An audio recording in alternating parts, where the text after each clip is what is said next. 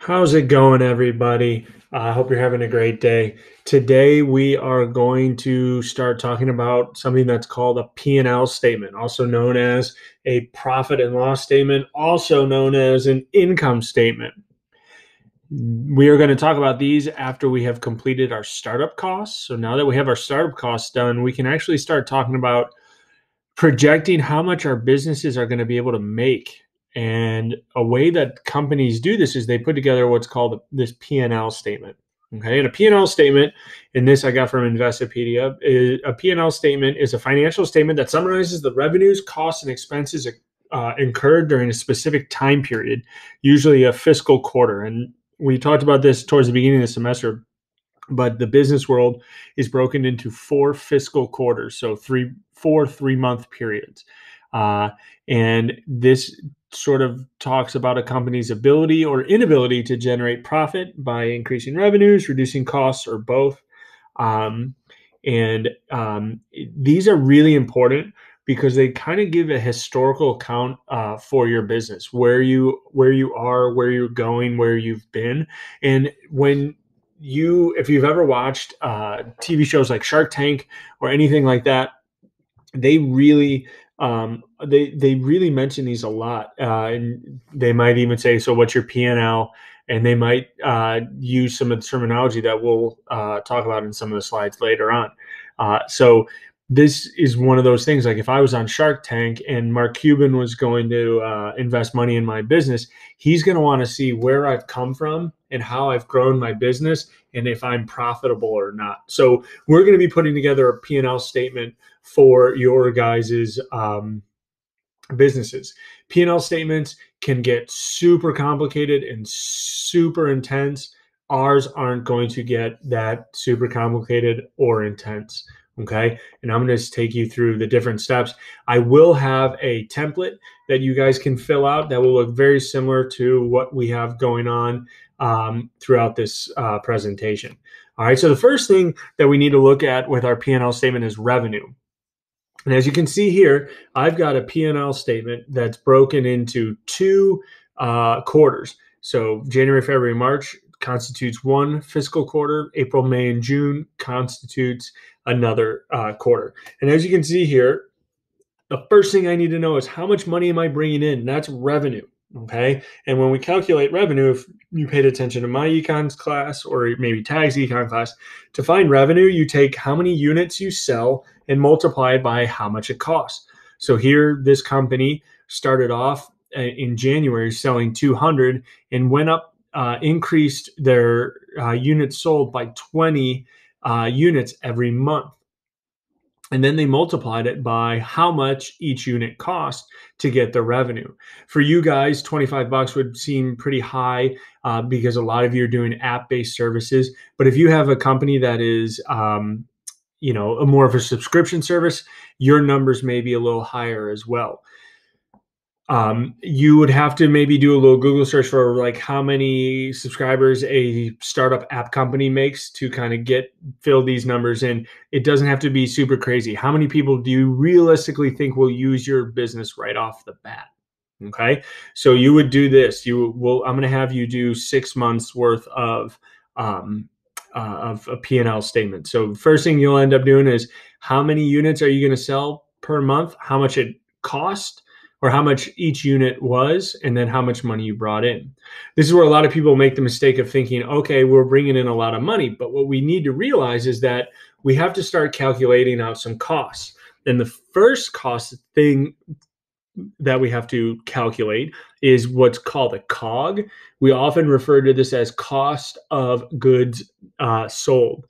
So if you paid attention in econ class, we talked about variable costs, fixed costs, things that go into cost of businesses when we did cost analysis. So when we're talking about cost of goods sold, we're talking about, as it said here, the materials, manufacturing, and labor that actually goes into making the product. We're not talking about overhead costs or fixed costs. Fixed costs being like marketing, office supplies, management salaries. Those don't count towards towards your cost of goods sold. We're looking more at our variable costs. So for this company, they had costs that were always increasing, and your cost of goods sold will always increase as you sell more units. Very unless you found a very cool way or better way to streamline the way you make something, your costs will always end up going up. All right. So in this scenario here, we take our revenue, and then they had how much the costs to make those products were. All right, and then they subtracted it, and they got their gross margin. Now you may be saying, well, how the hell do I figure out what some of my costs of goods sold are? What I've done is I did a little research for you and get things to think about. Be doing Google searches, looking up, seeing what you can find. So what I looked up were what are some common COGS for software companies, and you'll see software companies refer to as SaaSs. All right, what an SaaS is basically a fancy name for an app. That is the it's a service or a service that is a subscription based. So it's a software service that is a subscription based. It's a fancy name for app. So when you see this, that's what it is. All right. So some of the things that go into an app, some of our cost of services is the hosting expenses to deliver the actual software. So like who's putting it together? Are you putting it together? What service are you using that's actually going to deliver the software from your think tank to the app stores? You're going to have to think about the third party software. That's what we're talking about is your Apple app stores. You're looking at I'm blanking on the other ones. Microsoft has one. Google Play has another. So where are they actually you're going to sell these? You have to pay a certain fee per month to have your product listed. Some have a yearly fee that you can break down monthly. Some, we said next one, personnel costs tied to employees. So if you're managing or you're running the app, or your customer service, or you're working with the data center, sort of you're working with the servers, you need to pay those people. They're part of the cost. It's like if we worked at Jimmy John's and I was making subs, the person actually making the subs would be part of the cost of goods sold. All right. And then again, if you have customer support, all those things. So those are things that you're like, okay, what are we talking about? What is good going into actually making my app? These are things that you would be looking up. You can go online and find some very general averages, which is fine by me. We're not doing the super detailed thing here. I just want you to understand what goes into calculating whether or not a company is profitable or not. All right. So the next thing, so now that we figured out, okay, what's our gross margin? We know what our revenue is. We subtracted out our cost of goods sold.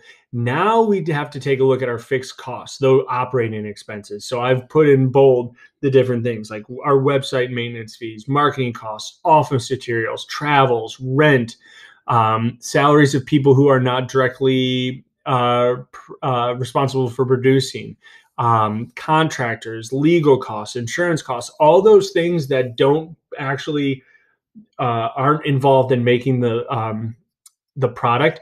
That's what you're going to come up with next. That's where you would really want to take a look at your startup costs that you figured out. These are a lot of those monthly expenses that we were talking about. So these are the things that would be counted as operating. Your rent would be an operating cost. Some payroll for for the employees that are not that is important. Supplies, marketing, legal fees. Those are all going to be your operating costs. So going back to the PowerPoint, and then so now as you can see here, all right, so I had a gross margin of 3,000 all the way up to 4,500. But now as I look, my operating costs, which will probably be the same, they will these are your fixed costs. You'll now subtract them out.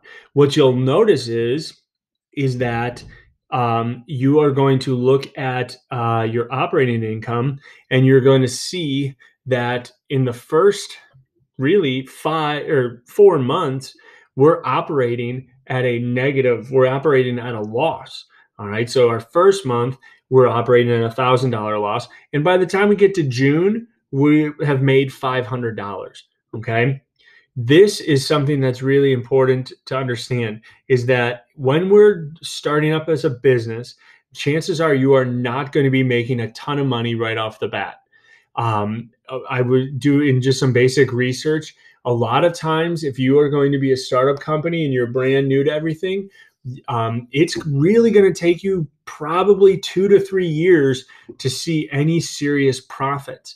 But that's okay. It doesn't mean that you're not successful. It's just you have a lot of costs, a lot of things that you're trying to figure out. So you need to understand that you should not feel bad if you're not making money right off the bat. So you have to just keep on keeping on. Okay. And so now this is something that's really important. And this is the last thing we'll talk about here, is that you need to make sure that you can cover some of these things. You've done a lot of the startup costs already. You know what equipment you need. You know what supplies you need. You know what inventory and consulting fees you need. That's what you here, your one-time expenses. All right. Now what we need to figure out is how much money do we need for 6 months? So now we go to this part. We need to find a way to figure out how can we make money to cover 6 months of our operation fees. And how do we do that? And this is why companies show profit loss, because they're going to go to different people and say, hey, can you invest in my company? So you could take from your own savings. You can borrow from your family. You can borrow from banks. You can go to get a small business grant, which a lot of we see more and more these days, as we like to see this startup. We like the entrepreneurial spirit of Americans. All right. Or you can get angel investors. You can get venture capitalists. These are your Shark Tank type guys who are going to invest in your business. But in order to do that, they really, really want to take a look at your profit and loss stuff to decide whether or not they should invest in your company.